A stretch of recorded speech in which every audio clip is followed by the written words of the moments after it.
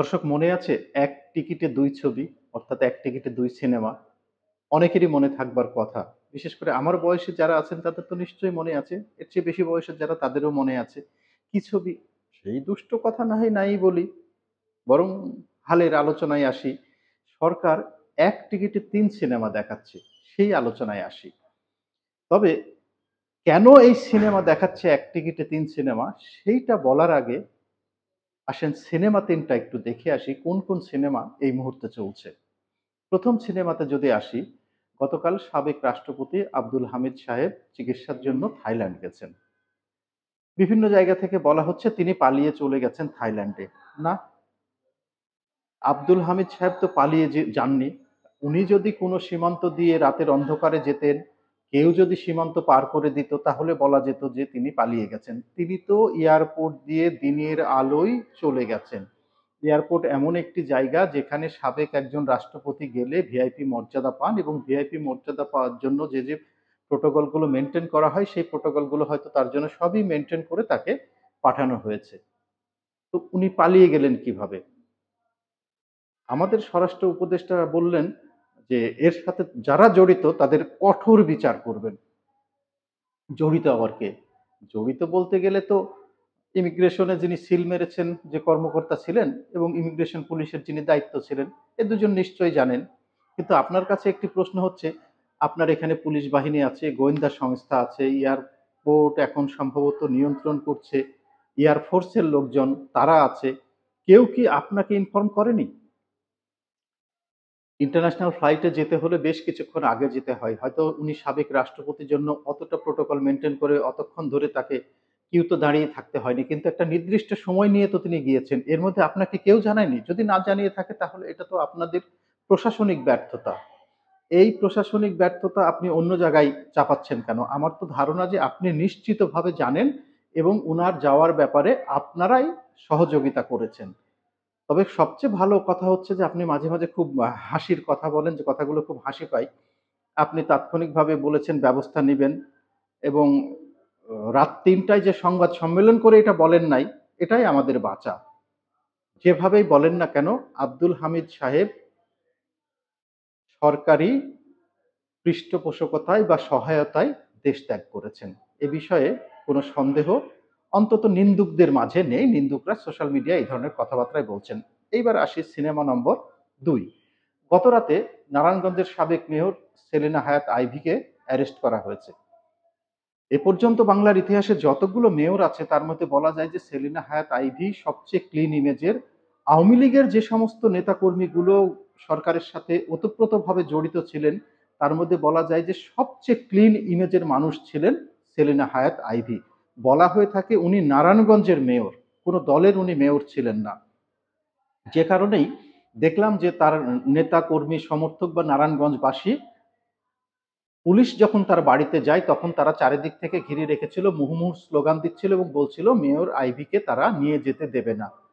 Mayor Ivy অবশ্য ভোর রাতের দিকে বেরিয়েছেন এবং জনগণকে শান্ত থাকতে বলেছেন এবং সবচেয়ে ভালো কথা তিনি মিডিয়ার সাথে কথা বলেছেন। সিনেমা গেল ২। সিনেমা নম্বর ৩, গত মাঝরাতে অর্থাৎ রাত্রি দ্বীপ্রহর যখন হলো সেই সময় দেখলাম এনসিপির নেতারা আওয়ামী লীগকে নিষিদ্ধ করার দাবিতে প্রধান উপদেষ্টার বাসভবনের সামনে বসে গেছে। তারা দাবি জানাচ্ছে প্রধান উপদেষ্টার বাসভবনের সামনে থেকে আওয়ামী লীগকে নিষিদ্ধ করতে হবে। মানে ৩টা ঘটনা সারাদিন একটার পর একটা ঘটনা রটনা নিয়ে সারা দেশের মানুষকে এক ধরনের ব্যস্ত রাখা হয়েছিল। এই ব্যস্ত রাখার কারণটা কি? আওয়ামী লীগ নিষিদ্ধের জন্য যে প্রধান উপদেষ্টার বাসভবনের সামনেই বসতে হবে এবং মাঝরাতেই বসতে হবে, গতকালকেই বসতে হবে, এটা কিছু না। এই ৩টা ঘটনার কিছু যোগসূত্র থাকতে পারে। এর সাথে বোধহয় আরেকটি ঘটনা জড়িত আছে। যদি বলি রাষ্ট্রপতি আব্দুল হামিদ সাহেব এবং সেলিনা হায়াৎ আইভী এই দুজনের ঘটনা বোধহয় একটি যোগসূত্র আছে। দুজনের ঘটনার যোগসূত্রটা হলো, শোনা যাচ্ছিল আওয়ামী লীগ পুনর্গঠনের কথা। আওয়ামী লীগের যারা ক্লিন ইমেজের নেতা আছেন তাদের দিয়ে আওয়ামী লীগ রিফরমেশনের একটা বিষয় ঘটতে যাচ্ছিল এবং সেখানে যাদের নাম শোনা যাচ্ছিল তাদের মধ্যে ছিলেন সাবেক রাষ্ট্রপতি আব্দুল হামিদ এবং সেলিনা হায়াৎ আইভী। আব্দুল হামিদ সাহেবকে দেশের বাইরে পাঠিয়ে দেওয়া হয়েছে, সেলিনা হায়াৎ আইভীকে জেলে ভরা হয়েছে যেন আওয়ামী লীগ রিফর্ম হতে না পারে এবং এরপরেই কিন্তু এই ঘটনার সাথে সাথেই আওয়ামী লীগের নিষিদ্ধের দাবিতে এনসিপির নেতারা প্রধান উপদেষ্টার বাসভবনের সামনে বসে বিক্ষোভ করা শুরু করলেন। তারাই সরকার, তারাই বিরোধী দল, এমন কখনো হতে পারে না। যে বরের মা সেই কনের মা, যারা সরকারে আছে তারাই আবার রাজপথে এসে বিক্ষোভ করছে এবং বিক্ষোভ করছে প্রধান উপদেষ্টার বাসভবনের সামনে, যে জায়গাটি খুবই স্পর্শকাতর একটি জায়গা এবং সেই জায়গাতে সাধারণত কোনো মানুষকে জড়ো হতে দেওয়া হয় না এবং কিছুদিন আগে প্রেস ব্রিফিংয়ে এই ধরনের কথা বলাও হয়েছে যে সেখানে যেন কোনো গণজমায়েত বা বিক্ষোভ না করা হয়। সেটাও করা হলো। অর্থাৎ ৩ টা ঘটনা, কোনো একটি ঘটনাকে আড়াল করার জন্য ঘটনা ঘটানো হচ্ছে এবং সেই ঘটনাটাই আপনাদেরকে শুরুতে বলেছিলাম যে বলব কেন এক টিকিটে ৩ সিনেমা দেখানো হচ্ছে। সেটি মানবিক করিডোর। সরকার মানবিক করিডোর দেওয়ার সিদ্ধান্ত নিয়েছে এবং তারই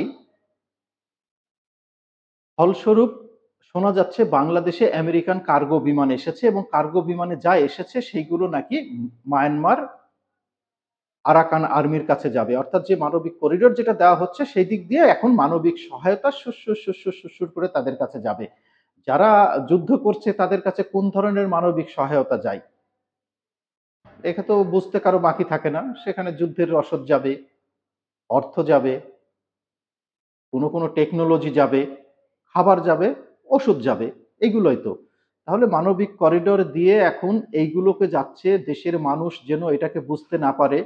যদিও মূলধারার গণমাধ্যমে এই ধরনের খবরগুলো আসছে না, কিন্তু সোশ্যাল মিডিয়াতে তো কোনো না কোনোভাবে আসছে এবং সোশ্যাল মিডিয়া এমন দ্রুত গতিতে এখন মানুষের মধ্যে ছড়িয়ে পড়ে, মানুষ এইগুলো নিয়ে খুবই আগ্রহ প্রকাশ করে এবং একজন আরেকজনকে পাস করতে থাকে, শেয়ার করতে থাকে। ফলে মানুষ কিন্তু মুহূর্তের মাঝে এই সমস্ত ঘটনাগুলো জেনে যায়।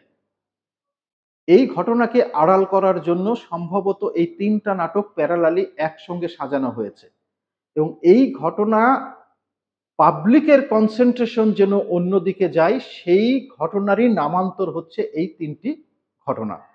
এখন এই ৩ টি ঘটনা ঘটিয়ে সরকার পরবর্তীতে আর কি করতে চায়? আওয়ামী লীগ নিষিদ্ধ হতেই পারে এবং আওয়ামী লীগ নিষিদ্ধের জন্য কিন্তু কোনোভাবেই মঞ্চ তৈরি করে বিক্ষোভ করার দরকার নেই। সরকারের সাথে আলোচনা করে বা আদালতের মাধ্যমেই আওয়ামী লীগকে তারা নিষিদ্ধ করতে পারে।